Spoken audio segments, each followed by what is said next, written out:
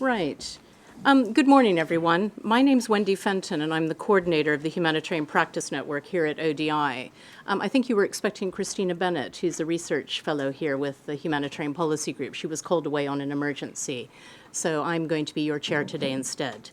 I'd like to welcome all of you in the room, as well as those who are watching online today. I think we've got something like 150 people signed up to watch online, which is great.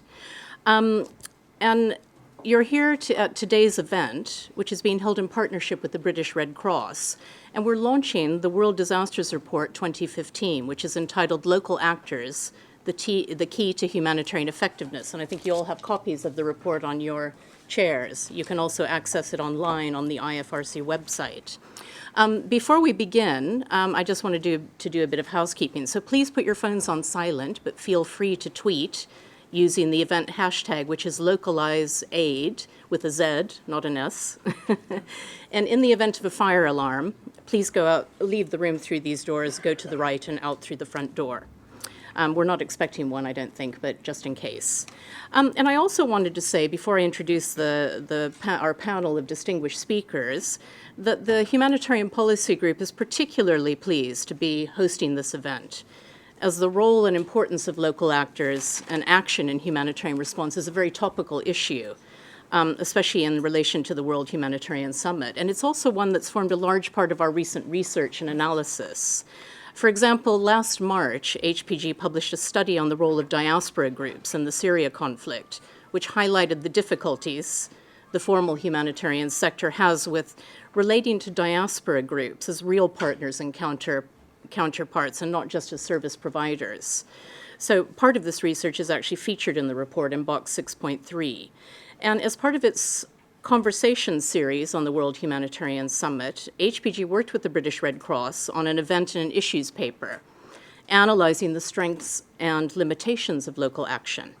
And the findings very much echoed the findings of this report, that local and international actors play complementary roles, the balance of which is very context-specific. And finally, HPG is soon to publish a study on the protection of civilians in the Central African Republic, which highlights, among many other things, the key role that local faith-based organizations played in mediation between communities and armed groups, and in providing people with assistance and protection, and how difficult it was for them to actually get support from the formal humanitarian system. So this is also featured in the report in box 6.2. And having said that, I'd now like to introduce our panel of speakers. And I'm really delighted to introduce Mo Hamza, who's on my left, and he's the editor of the World Disasters Report 2015. And he's going to present the key findings and recommendations from the report. He's a professor of disaster risk management and vulnerability studies at the University of Copenhagen. And he's an independent consultant. He's worked as an advisor to several aid agencies in countries such as Afghanistan, Bangladesh, Sierra Leone, and Liberia, amongst many others. We're also very pleased to have with us here today 4 discussants, very distinguished discussants, who will critically reflect on the findings of the report, and they're going to draw on their expertise and their very different backgrounds and experience, which I think we'll all find very interesting. On my immediate left is Abdurrahman Sharif. He's the director for Somalia, the Somalia NGO Consortium, and he's based in Kenya. Abdurrahman was previously the executive director of the Muslim Charities Forum, an umbrella organization for Muslim-led international NGOs based in the UK. And in 2014, he was granted a fellowship award by the Association of Chief Executives of Voluntary Organizations, or AKEVO. On Abdurrahman's right is Rana Khalaf, and she's an independent Syrian researcher and consultant with a particular research focus on Syrian civil society during conflict. And she's previously worked with many organizations, including the UNDP Bureau for Development Policy, the Syria Trust for Development, and the Lebanese Red Cross. And then next to Mo is Dr. Joanna McRae, who is the head of humanitarian policy at DFID. And prior to DFID, she spent 10 years here at ODI, where she led the humanitarian policy group. And last but not least, on Joe's left, is Alexander Matthew, and he is the Director of International Programs and Partnerships at the British Red Cross. Alexander's worked for the past 17 years in humanitarian aid, development, and institutional development in the Middle East, South Asia, the former Soviet Union, and Africa. So we're very pleased to have all of you here with us today. And without further ado, I'd like to hand over to Mo for his presentation. Thank you. Thank you. Thank you, Wendy. And it's a pleasure being here, and it's been an honor being the lead author and editor of the World Disasters Report. What the report does this year, it examines a complex and challenging relationship between local and international actors. And it presents the case for a shift to the localization of aid and equal partnerships. Why local? Well, this is not new. It's not a new discourse. It's not a new agenda. There is a consensus on the importance of the role of local actors in humanitarian action. There is also the ongoing increase in emphasis on the global risk reduction agenda. But more importantly is that need to redress some of the imbalances and the challenges listed on the slide. And I'll come to that in a minute and sort of elaborate on it a little bit more. The big question, who is local? Well, that's highly contextual and even shifts within a certain context. You only have to look at Syria or Lebanon, for example, or indeed Somalia. We didn't want to get bogged down by definitions and hair-splitting. The questions are more important than actually the definitions or the framing. Does local mean representative? Is it always better? What considerations do we take into account when identifying local partners, especially in contested environments, for example? Does a partnership or long-term partnership mean a sacrifice in speed, equality, and what's very important for aid, transparency and accountability, for example? And what gains and pitfalls might be there in encouraging greater local partnership? There are gains, but there are also risks as well. So the central argument to the report is that local isn't always better, or by definition better, or vice versa indeed. So one of the things that we were focused on in the report is not to advance either-or agenda. It's about comparative advantage, it's about complementarity and understanding actually the nature of the partnerships. What actually underpins the thinking and the methodology of the report is a number of changes within the humanitarian sector. So that was sort of like the entry point to the report, is to understand how this landscape is shifting and changing. And I'll go through each and every one of them. There is a proliferation of new actors in the field, military, private sector, neither of which may be guided by humanitarian principles and values, and they may also have strong views on what is meant by effectiveness and efficiency, for example. There is also the emergence of new funding streams that might be outside of existing multilateral financial mechanisms, and an overall reduction in financial support from traditional donors due to the ongoing financial crisis. There are national and international coordination structures that work at cross purposes, sometimes resulting in inefficiencies and a lack of oversight. There are gaps in regulatory frameworks and procedures for facilitating incoming international assistance in many countries, as we've seen in Haiti, for example. Constitutes barriers, delays delivery. And there is a growing sense of mistrust between some of the affected states, donors, and other international actors, especially in fragile or conflict situations, which I think Abdurrahman will reflect on. So we found that the current humanitarian system is based on a model that seems to be increasingly at odds with the changing reality of the field as a whole. So I'll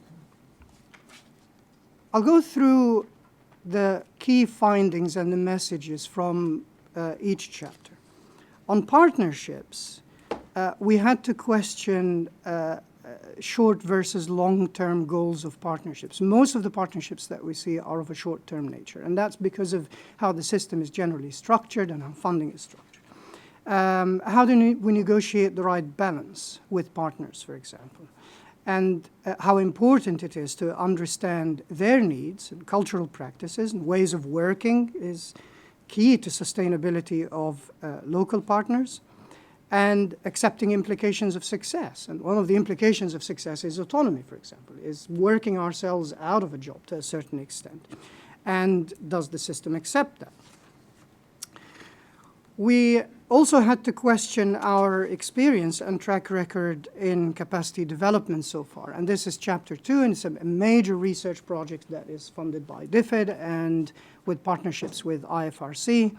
And the two key findings that came out of this, without going into the details, is that there is a need to shift towards more, so creating an enabling environment. And that means that we need to move from technical to functional capacity.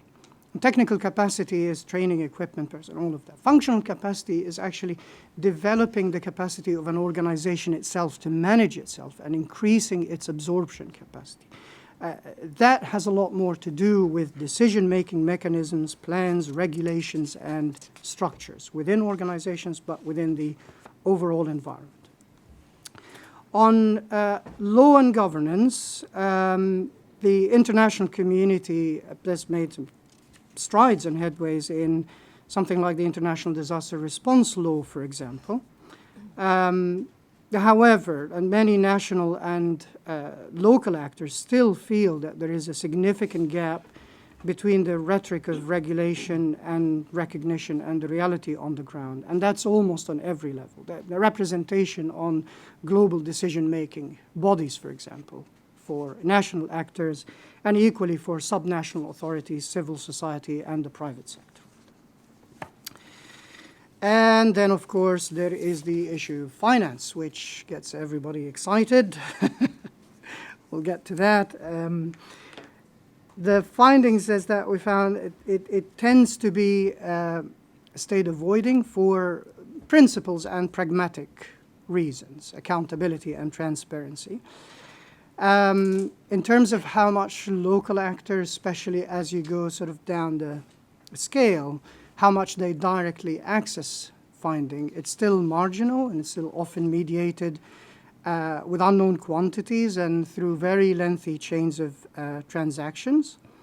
There are some entrenched incentives to maintain the status quo. So what we're arguing for really is a need of a collective rethink and reorganization of investments. It's not a question of quantity, and it's not a question of they should get more. They should get more than the percentages referenced in the report. No, it's the system itself that needs to be restructured. One of the important things that we also have to address, and one of the changes, major changes that's happening in the humanitarian landscape generally, is the whole issue of remote management and remote partnerships. So for more than a decade now, there has been increasing acceptance that this is here to stay. It's not exceptional. We're going to see more of it, and that remote management in some context is no longer a last resort and is instead a new norm. So we have to question our perception of risk and risk tolerance, to what extent donors, for example, and large humanitarian organizations are willing to take that risk, negotiating access, the ethics of transferring risk to local actors, coordinating and monitoring remote partners through third parties, for example. So what we're arguing for here is a new tooling. The tools that we use and the methods that we use when we have direct access are not applicable and not the same when you don't have access at all to the context that you're working with. And that's also kind of largely related to protracted conflict. The nature of conflict itself is changing. It's shifted a lot from inter to intrastate, for example. Multiple players and a constant state of flux. If you ask anyone to explain Syria or Lebanon to you and they pretend that they know what they're talking about, they're probably lying. That's a Lebanese proverb, by the way. So with that changing nature of conflict, we need more understanding and an ability and capacity to negotiate and navigate extremely and increasingly complex webs of relationships and alliances that shift all the time. That requires a continuous context analysis, and whether agencies, international agencies, have that capacity and have that ability. You need to engage local actors in the reflection, review, and adaptation of the frameworks that we're working with, and a lot more flexibility in identifying, aligning, tailoring, and changing operational procedures. The fixed ones that we work with are not necessarily applicable to very complex conflict situations like the ones we're dealing with now. And finally, of course, we couldn't ignore technology as it's empowering local actors, whether we like it or not. Edward Happ, who was instrumental in shaping this chapter, he coined the phrase, TripAdvisor is coming to your aid programs. And by that, actually, it means that it's sort of upward accountability from, if you want to call them beneficiaries, Facebooking, tweeting, and messaging about the impact that we're creating immediately before any monitoring and evaluation mission has been deployed. And we've seen that actually in Haiti. The first images that came out of actually tweet messages. So agencies have been very good in understanding the power of social media and connectivity and technology in disseminating and sending their message downwards, but actually how to harvest and harness what's coming upwards. There are clear considerations and of accountability, for example, and the reliability of the information that's coming. But there are efforts now to be able to use some of this, at least as sort of early indicators, taking the pulse, temperature, for example, pressure in some of these contexts. So, where do we go from here? We need time and resources to understand the context and cultures in which local humanitarian partners operate and the dynamics of the sector as a whole as it changes and as it shifts, keeping up with it. We need to invest in individual actors, but on the basis of their strong local constituencies, and we'll hear from both discussants today about this, on the basis of their leadership and their track records, but openly discussing at the leadership level the long-term goals and commitments and opportunities and also the risks. We need to ensure that any support is negotiated on common understanding of where the local professionals are with or without our help, their priorities, their needs, and how international support can help their sustained development.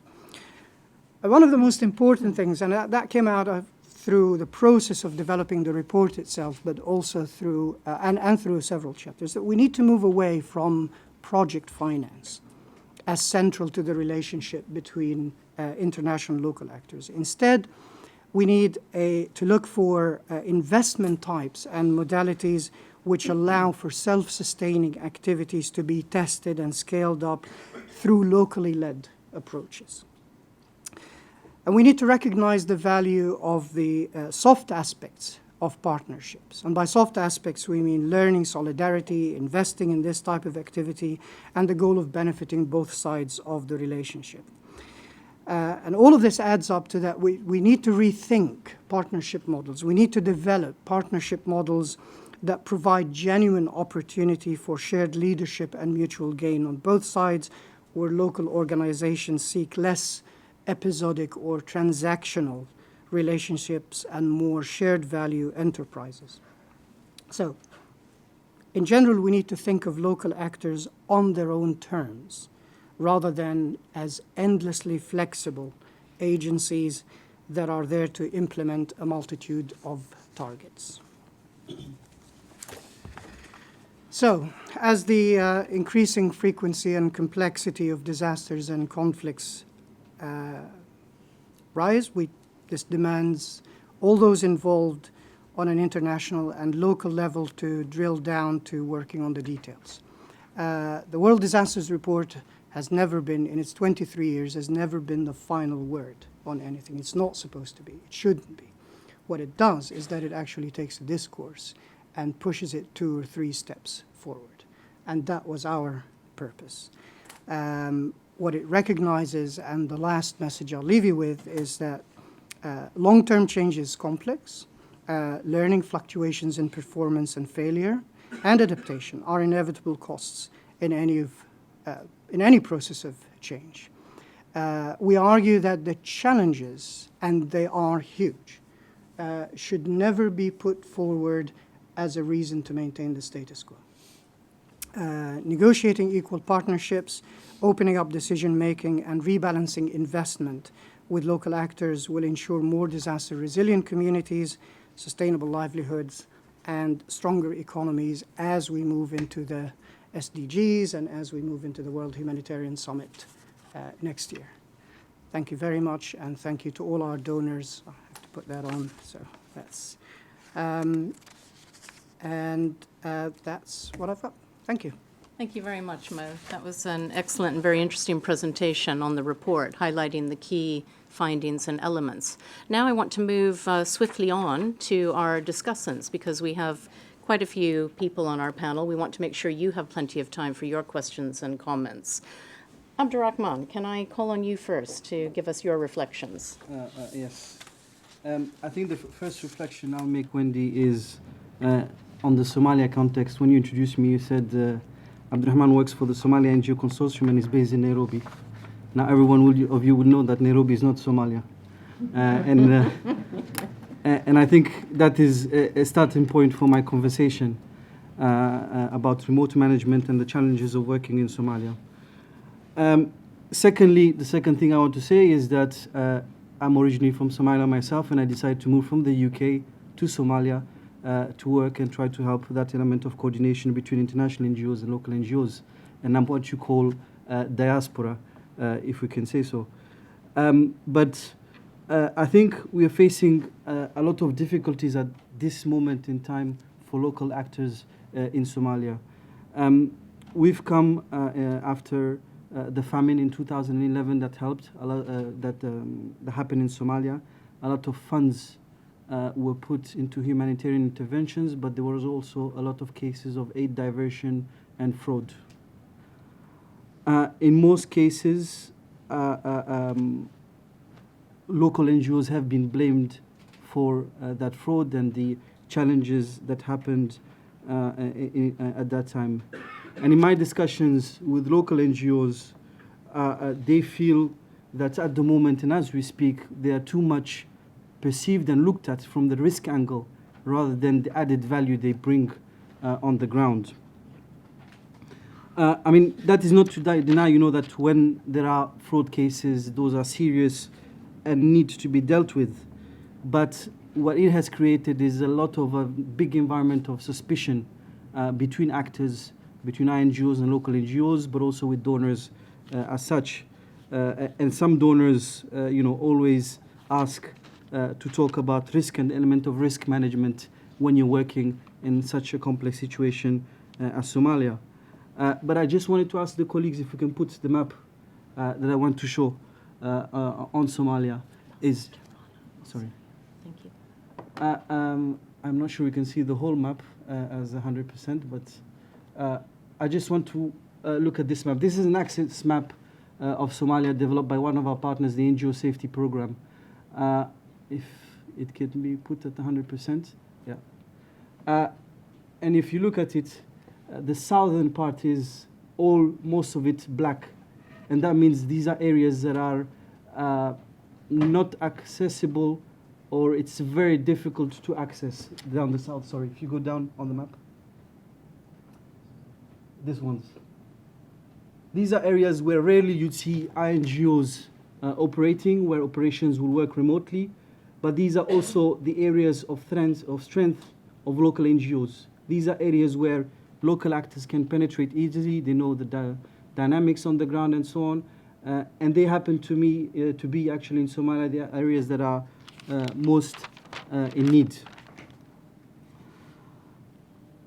I think in the case of Somalia also, the other problem there is that it is very difficult to understand local NGOs.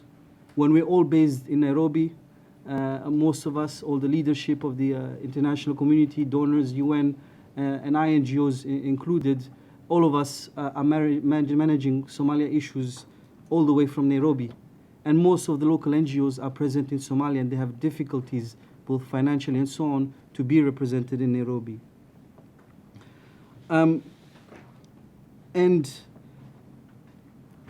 the reason why I was talking about also the cases of fraud and aid diversion and so on, that's a reality in Somalia, is that it has impacted on the humanitarian funding. The humanitarian funding has decreased dramatically in Somalia. The CHF is not able to fulfill and to have the pledges committed for the interventions that it wants to support. And that's, I think, expressing the environment. And so the current situation that you have is that there's an increase of private contractors, big companies and so on, trying to fill in that gap of being the actors that will be recognized or respected by donors. If you go to Mogadishu, the airport is like the green zone of Mogadishu. It's called MIA, Mogadishu International Airport, and some people have nicknamed it Made in Afghanistan because of all the contractors that are present there. But on top of that, we also have a complex dynamic in Somalia, because where you had a situation for 20 years where there was no government and authorities, now the international community is supporting the federal government of Somalia, which is trying to be established and recognized as the official authorities, but doesn't have control of all the black areas that I mentioned.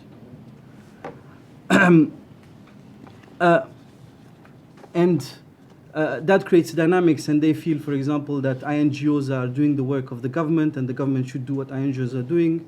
Local NGOs feel a lot frustrated by all of this risk element, and you hear people expressing, these concerns highly in Somalia. But at the same time, I'd say there are also positive changes.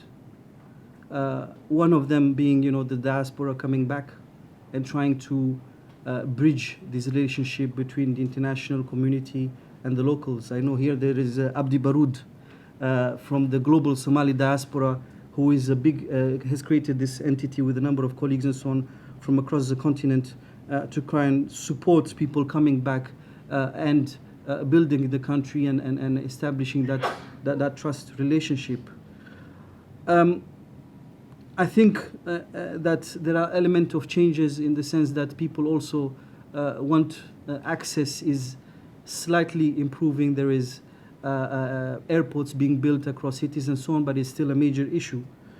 And I would say I would agree with what Mo said, is that there is a need to still rethink and develop that partnership model, particularly about the local role of civil society, about how it can be strengthened. My take is that we need to develop leadership, we need to support future local leadership, but also we need to increase that capacity building. What I'm seeing in the context of Somalia is that the capacity building needs to happen inside the country, and it's not happening because everyone is based somewhere else. And I think that is what needs to change. But I think building that relationship of trust is also coming into a mutual understanding that there are real challenges, that aid diversion doesn't happen to locals only, it does happen to donors, to international NGOs and so on, and it is a reality on the ground. But it's about agreeing common standards on how to address these issues and sitting at the common table to do so. Thank you. Thank you very much, Abdurrahman. I'm now going to move over to Rana. Please. Thank you, Abdurrahman. Actually, I'll move on. I'll move back to the report, the first chapter where you highlight that not to give those very narrow definitions of what civil society is during conflict, and even what conflict is. So let's just have a wider definition of that. In Syria, civil society is not institutionalized. They're not NGOs. They can be tribes. They can be activists. They can be groups. And in fact, just to give an overview of a mapping we've done of some of the non-government controlled areas, because access was difficult to us too. And we realized that there was a mushrooming of civil society after 2011. And this, again, links directly to the fact that, yes, civil society is not well structured. It has no history of operating in such a conflict environment. And yet again, we insisted on not mapping the humanitarian actors because these were too many, and we knew we could not keep track of that.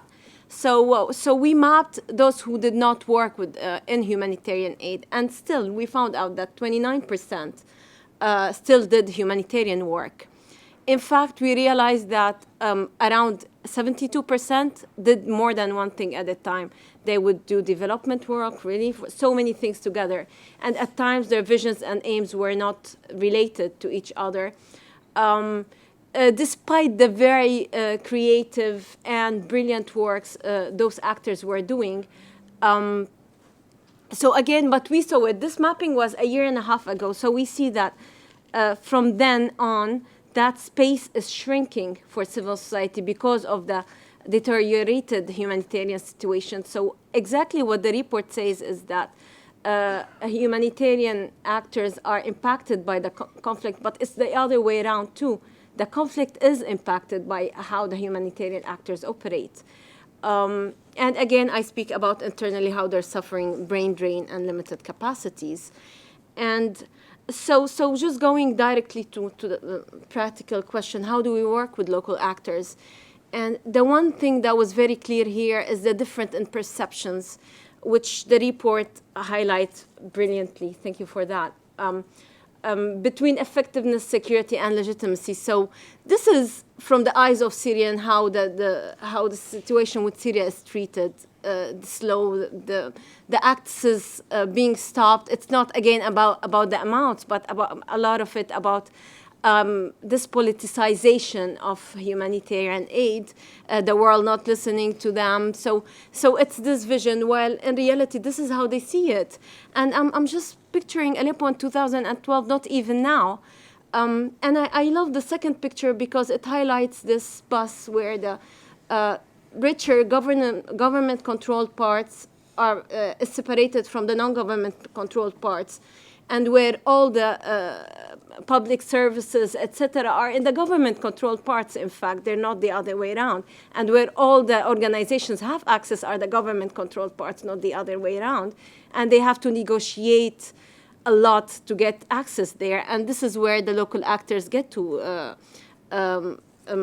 get their value added, their highest value added here. In fact, speaking about effectiveness, a lot of local activists have formed a campaign called "This is what the donor wants." And if you look at the number of people, the likes and the people going to it, if we go even further down, it's funny, it's mocking it. Sometimes it's just them being very frustrated. One of the comments actually stopped me yesterday was, it was simple about even the timing of when the meetings are. And he was like, well, October, because donors have to report on December, so they do it. So it just gives a very brilliant insight into what they're feeling about this projectization of civil society. Can I go back to the presentation, please? Yes, so again, and the way locals look at it is, okay, effectiveness is about their own survival. It's about their own needs. It's exactly about this functional, not technical capacity. Fine, okay, they realize the importance of being impartial, and many of them are not. To be honest, let's not over-romanticize the locals. But a lot of them are doing brilliant work, and they're the ones on the ground who have access in the end of the day and who know the local community. So again, it's about they have asked for management capacities, for core funding for their institutions. And in fact, a lot of them have been changing their aims just because where the money is, and they needed to live. Year 1, year 2, year 3, they were able to volunteer. But the situation is so bad that they need some sort of income. And here I speak about security because security is one of the very big needs of the locals. And I'm speaking about security from the war economy, looting on the ground. I'm speaking security from the sky, from the random barrel bombs. And this protection gap that the report speaks about, in fact, it has paved the way to this loss of faith in human rights and to increase radicalization. And this picture explains it, why some extremist groups have been more able to come in because they were able to manage security on the ground. And this is the Nusra saying, whoever loots, his hand would be cut. It's too much, I know, but looting has been a very big concern for the local. And the last thing is legitimacy. And again, I spoke at the beginning about how important legitimacy is. It's for the locals, but for the internationals. All actors on the ground are fighting for this legitimacy, including the most extremist groups, ISIS, for instance. And we see how humanitarian aid is used to add legitimacy. So, for instance, what happened in Raqqa, all international NGOs where their main concern was the funds being hijacked by ISIS, so they stopped funding the local councils. And eventually what happened is ISIS ended up being the only one providing people with humanitarian aid, increasing its own legitimacy rather than the other way around. It's a dilemma at the end of the day. So I will just end it. Despite all of this, I would end it with this brilliant quote from the report, which says, perhaps the conflict in Syria, where access for international organizations has been particularly challenging, it has given the role to local actors to play the necessary prominence to be not only noticed, but also taken seriously. It's hoped that declarations by international agencies to provide these newcomers with the necessary capacity building will lead to a serious and systematic strategies of support and long-term investment. Thank you. Thank you very much, Rana. I'm now going to move over to Joanna. Thanks very much, and thanks to the International Federation for what I think is one of their very best WDRs. I think it's very good, not just because it's extraordinarily timely, but because I think it's beginning to give us some real signposts about how to take this agenda forward. Mo, I think, set out very clearly kind of how basically we're probably reaching a tipping point on this agenda, and I won't kind of rehearse the reasons why that's the case. But what I would like to just flag is I think that tipping point in relation to the localization agenda is happening at a time when part of what we're beginning to kind of quite profoundly rethink what is this thing that we call the humanitarian system and what's the business model that we're trying to push out. And in particular, for me, the way of sort of visualizing it is that seems to me that there's a kind of shift away from what I would describe as a sort of command and control model of humanitarian action, which is kind of formalised in the Interagency Standing Committee, and you can draw an organogram, and it's got lots of straight lines, and you can correlate those straight lines with funding flows. It feels to me as though the future won't look as ordered as that, and that part of the narrative that's emerging, for example, around the WHS, is, I think, towards trying to move from that quite closed command and control system to a much more open system. And I think the language that Ben Ramalingham's used around this, around adaptive systems, is very helpful. And I wonder whether, in a sense, we're moving from a humanitarian system to a humanitarian ecosystem. And part of our task in this conversation is to think about how we enrich that ecosystem and particularly empower local and national actors within it. So, big thanks. I think for me what this report does is go further than that. I think it not only makes the case around why localization is important, but it's beginning to tell us how to do that. And I think that's very important right now. And I guess for me, reading this, my kind of key takeaways in terms of the how-to were something like the following. So first, and I know that I always have my bias in this, is that we really need to understand much better about what works in this space. So I think for a long time there's been a lot of rhetoric around localization, but actually not very much knowledge about how to do that. How should we be investing? What works? And I suppose I'm very encouraged in this report that evidence base is beginning to be built, but I think it also encourages us to continue to invest in that. I think the other piece that it says is this is a long-term project. It's not something that's going to be fixed quickly, and therefore we need to be making long-term commitments, probably thinking in terms of a generation rather than even in terms of 3 to 5 years. And that's quite a different way for us to think. For me, what it also flagged is that context is all. In a way, the challenge of localization is very different when you're thinking about building, if you like, shock-responsive development in the Philippines from what it means to be delivering assistance in these very tough contexts in Somalia and Syria that have been described, but also about how to begin to disaggregate, in a way, the challenge of localization, because I think we tend to put in this localization bucket lots of quite different things. So how do we invest in the capacity of national governments to enable them to take more responsibility for disaster risk management? It's really quite a different question from how we support civil society in Syria. And we're going to need different tools and modalities to do that. I think my other takeaway is how can we use the digital revolution to accelerate these kinds of changes? And I think this correlation, if you like, between localization, transparency and accountability is a fascinating triangle. And digital technology gives us a real, I think, a massive opportunity that we've not yet fully realized.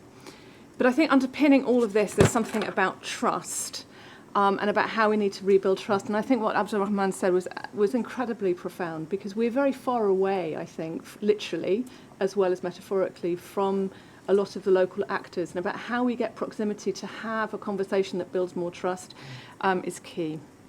So very briefly, kind of what are the opportunities and risks? Well, I'm quite biased on this, but I do notice that we have this massive event next May in Istanbul, where I think there's a real opportunity to forge, if you like, a series of deals that could help to deliver a new business model. Those deals need to be between political and political actors in terms of how to get compliance with international humanitarian law. They need to be deals between humanitarian and development actors. And I think there's also about how we reforge the series of arrangements between international, national and local actors. And I think for me, Istanbul will only be a success on this particular agenda if we move beyond kind of fairly generic statements about let's localize humanitarian response to actually having some really substantive, serious, big asks that help to articulate how precisely we need to change the business model. So I think for a lot of people in this room, there's a massive opportunity for us to be coming together and thinking about what kind of big things should we be asking for? And then very, very briefly, I think just to endorse this point that Mo made very strongly, we need to avoid this idea around a sort of binary local good, international bad. Again, this idea of an ecosystem where actually there's mutual dependence, mutual respect is really important. And we just need to think about how to make sure that we're not throwing babies out with bathwater. There's the urgent as well as the important, and kind of managing that trade-off is going to be very important. Thanks. Thank you very much, Jo. Lots to think about there. Alexander, last but not least. Thank you very much.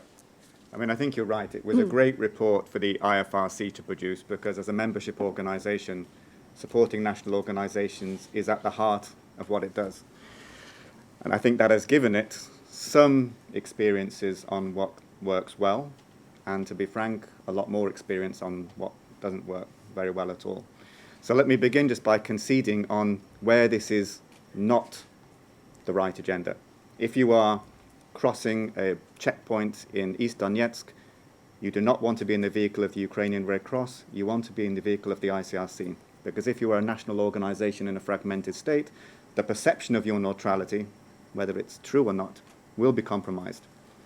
If you are dealing with a crisis that requires a very technical response, like part of the Ebola response, it is not fair to expect national organisations necessarily to have the hardware or the knowledge to manage everything independently. And if you are dealing with a major earthquake like Nepal, then probably national organisations will be as traumatised by the event as the community that they live in, requiring, therefore, international support. So it's not the recipe for everything, as you say, an ecosystem rather than a solution for everything.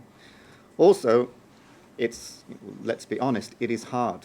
In the Red Cross, we have tried to create replicas of ourselves around the world, but actually what we find are replicas of the national contexts in which they operate. And if those contexts have, for example, challenges in governance or challenges in strong accountability systems, we will find that in the local institution as well. That doesn't make partnership impossible, but it does make it more difficult if you are accountable for deliverables and donor money. So there are challenges involved in this agenda. But having said that, I think we only need to look around crises in the world, either Syria, Burundi, Sierra Leone, well, we could name many, where national organizations are absolutely fundamental to the delivery of assistance. So clearly it is an agenda we need to be talking about. If it was not me speaking here, but my colleagues from African national societies, for example, with whom I have worked closely, they would not be saying what we need is, they probably would not be phrasing this discussion as in we need changes in the system. They would be talking about one of the lesser known fundamental principles of Red Cross, Red Crescent, that of independence. The ability to take independent decisions on who needs to get assistance when, regardless of the policies or preferences of either their own governments or foreign governments or foreign partners. And to achieve that, they need a skill set that is very under-supported at the moment, the ability to generate unearmarked funds, something that many of us can enjoy here, few people can enjoy in other parts of the world. And let me give you some practical examples of how that is being asked for at the moment. Just yesterday I had a conversation with Namibia Red Cross about an international appeal they have launched for their drought. Now, I think they're quite right in assuming that there's not going to be a lot of international support for a drought in a middle-income country that nobody is talking about very much. So they have asked for the support not directly for the services they're going to provide, but for the funding, for the marketing to raise money domestically. Would we be creative enough not to give money for the actual services, but an ability to generate the money themselves? I also had a similar conversation with Kenya Red Cross, who really lamented that they're about to go into another appeal and really tired about going back, hands out to the same international community, year in, year out, for cyclical disasters. And they are urging